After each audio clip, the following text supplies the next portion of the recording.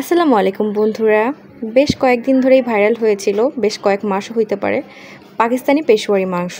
প্রথম যখন আমি ট্রাই করেছিলাম ভেবেছিলাম না এতটা মজা হবে, বাট বাসায় যখন আম্মু রান্না করলো সত্যি এতটাই মজা বলার থেকেও বাইরে।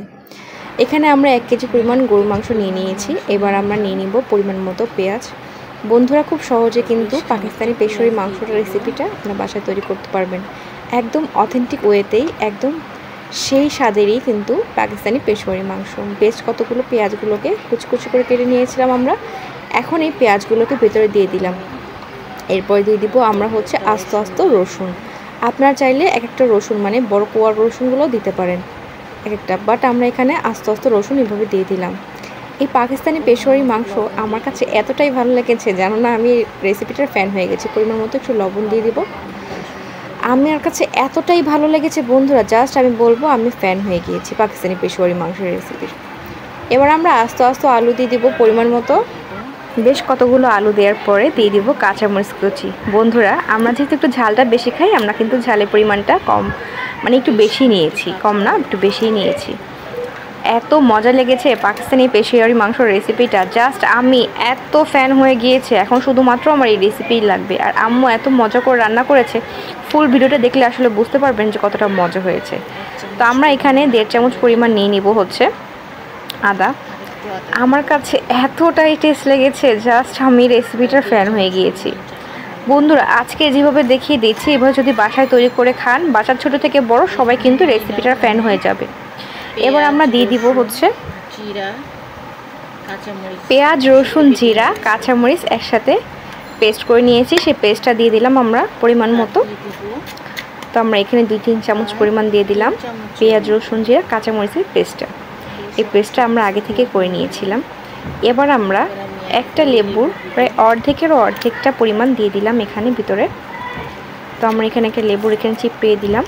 দেখুন বন্ধুরা একবার জাস্ট এই রেসিপিটা এইভাবে ফলো করে রান্নাটা করবেন, রুটি, পরোটা, গরম ভাতের সাথে বা পোলাওর সাথে যার সাথে বলুন না কেন, এই পেশোয়ারি মাংসটা খেতে এতটা টেস্ট, জাস্ট আমি কি বলবো। এবারে আমরা একটা মালটার অর্ধেকটা পরিমাণ নিয়ে নিলাম। এই মালটাটা আর লেবুটা দেওয়ার কারণে পেশোয়ারি মাংসর টেস্টটা এতটা টেস্টি হবে বলার থেকেও বাইরে। বন্ধুরা জাস্ট আপনারা এইভাবে রেসিপিটা ফলো করে দেখুন, একদম পাকিস্তানি অথেন্টিক ওয়েতেই কিন্তু রেসিপিটা দেখাচ্ছি। রেসিপিটা আমার কাছে পার্সোনালি খুব ভালো লেগেছে।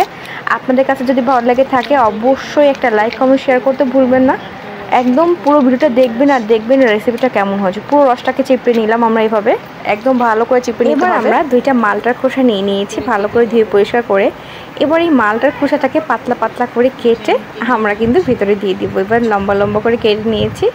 এবার আমরা ভিতরে দিয়ে ভালোভাবে মাখায় নিতে হবে। এবার আমরা একটু স্বাদের জন্য দিয়ে দেবো 1 চামচ পরিমাণ চিনি। এই চিনিটা দেওয়ার কারণে পেশোয়ারি মাংসের স্বাদটা কিন্তু অনেক বেশি লাগবে। আপনারা একবার ট্রাই করে দেখতে পারেন। তো বন্ধুরা গরম মশলা, এলাচ গুঁড়ো একসাথে আমরা দিয়ে দিলাম পরিমাণ মতো, দিয়ে কিন্তু এখন হাত দিয়ে ভালো করে মাখায় নিতে হবে। বন্ধুরা এভাবেই কিন্তু খুব ভালোভাবে আমরা একটু সয়াবিন তেল নিয়ে নিলাম, সয়াবিন তেল পরিমাণ মতো নিয়ে ভালোভাবে এখন আমরা মাখিয়ে নিব। এইভাবে পেশোয়ারি মাংসর রেসিপিটা একবার তৈরি করে দেখতে পারেন, খুবই টেস্টি, খুবই হেলদি। আমার কাছে খুবই ভালো লেগেছে। আপনাদের কেমন লাগছে অবশ্যই কমেন্টে জানাবেন। এবার চুলার জালটা মাঝারি থেকে একটু বাড়িয়ে কিন্তু আমরা দেখুন গোশের কালারটা কি সুন্দর হয়েছে, মানে অনেক সুন্দর একটা ফ্লেভার আসতেছিল, মানে সমস্ত মশলাপাতি সব কিছু ভিতরে ঢুকেছে, মানে গোলমরিচ সব কিছু মিশলে মানে এতটা সুগন্ধ বের হয়েছে ভাই কি বলবো। মানে বাঙালির কাছে ভাই গোশ থাকলে বা মাংস থাকলে আর কিচ্ছু লাগে না। রেসিপিটা যতটাই টেস্টি হয়েছে ততটাই হেলদি, একদম স্বাস্থ্যকর একটা রেসিপি। আমি শুধু শুনেছি পেশোয়ারি মাংস এত ভাইরাল হয়েছে, আসলে কেন ভাইরাল হয়েছে তার বিষয়টা আসলে বুঝতে পারছি। এতটা মজা ভাই মানে বলার থেকেও বাইরে। তো দেখুন বন্ধুরা আমরা কিন্তু এখন ভালো করে নেড়ে নিচ্ছি, একটু পরিমাণ মতো পানি দিয়ে ভালো করে ফুটিয়ে নিচ্ছি। দেখুন মাশাআল্লাহ কি সুন্দর একটা ঘ্রাণ বের হচ্ছে, বিশ্বাস করুন। লেবু, কমলা, মালটা মানে সব মানে লেবুর আর মালটার সুন্দর একটা ফ্লেভার পাচ্ছি, তো গরম মশলা একটা ফ্লেভার রয়েছে। মানে গরু মাংসের যে এতটা মজা হইতে পারে এই রেসিপিটা না দেখলে বুঝবেন না। তো আমরা এখানে কিন্তু ঝালটা ইউজ করেছি কাঁচা ঝাল, একটা হচ্ছে বাটা আর একটা হচ্ছে আস্ত। তো কিন্তু এখানে কিন্তু কোনো শুকনো মরিচ ইউজ করা হয়নি, কোনো হলুদ ইউজ করা হয়নি।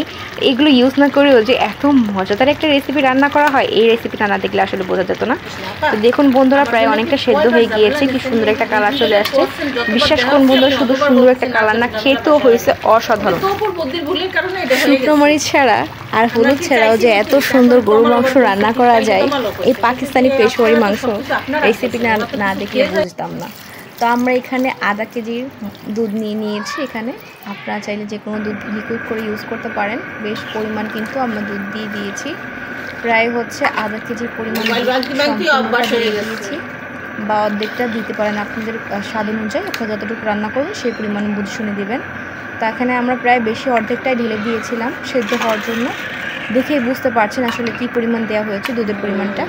এই দুধটা দেওয়ার কারণে কিন্তু খুব সুন্দর একটা ফ্লেভার আসে, আর রান্নার টেস্টটাও হয় অসাধারণ। পাকিস্তানি এই অথেন্টিক ওয়েতে পেশোয়ারি মাংসটা আপনাদের কাছে কেমন লেগেছে কমেন্ট জানাতে ভুলবেন না। বেশ কিছুক্ষণ জাল দেওয়ার পর খুব সুন্দর একটা কালার চলে আসবে বন্ধুরা। দেখুন বন্ধুরা, একটু স্বাদটা বাড়ানোর জন্য আমরা একটু জিরা পাউডার দিয়ে দিব উপর দিয়ে, হালকা করে ছিটিয়ে 1/2 চামচ বা 1 চামচ পরিমাণ দিয়ে দিব, যাতে খুব সুন্দর একটা ফ্লেভার আসে। কেমন লাগছে দেখতে বন্ধুরা বলুন। খেতেও কিন্তু খুবই অসাধারণ হয়েছে। একবার জাস্ট এই রেসিপিটা তৈরি করে দেখবেন, আপনারা কিন্তু রেসিপিটার ফ্যান হয়ে যাবে বন্ধুরা। একদম পারফেক্ট ওয়েতে, অথেন্টিক ওয়েতে কিন্তু পাকিস্তানি এই পেশোয়ারি মাংসের রেসিপিটা তৈরি করে দেখিয়েছি। মাশাআল্লাহ, দেখুন বন্ধুরা কি সুন্দর সফট হয়েছে, একদম নরম তুলতুলে হয়েছে। তো আমি এখানে একটু পোলাও নিয়েছি, পোলাওর সাথে মাখিয়ে দেখাচ্ছি। খুব সুন্দর একটা টেস্ট আসছে, আর এতটা মজা হয়েছে ভাই কি বলবো। যেমন জুসি হয়েছে হচ্ছে ঝোলটা, তেমন জুসি হয়েছে একদম মাংসটা। এখানে একটু আলু দেখাচ্ছে, আলুটাও কিন্তু সেরকম হয়েছে। বন্ধুরা কেমন লাগলো আজকের রেসিপিটা অবশ্যই কমেন্টে বলবেন না। দেখুন খুবই মজা হয়েছে, আর এতটা স্বাদ আমি কখনো কোনো মাংসে পাই নাই। গরু মাংস যে এত মজা করে রান্না করা যায়, এই রেসিপিটা না দেখলে বুঝতাম না। মাংসটাও খুবই সফট ছিল, আর রান্নাটাও খুবই ভালো হয়েছে। আপনাদের কাছে রান্নাটা কেমন লাগলো অবশ্যই জানতে ভুলবেন না বন্ধুরা। আজকে এখানেই শেষ করছি, সবাই ভালো থাকবেন, আল্লাহ হাফেজ।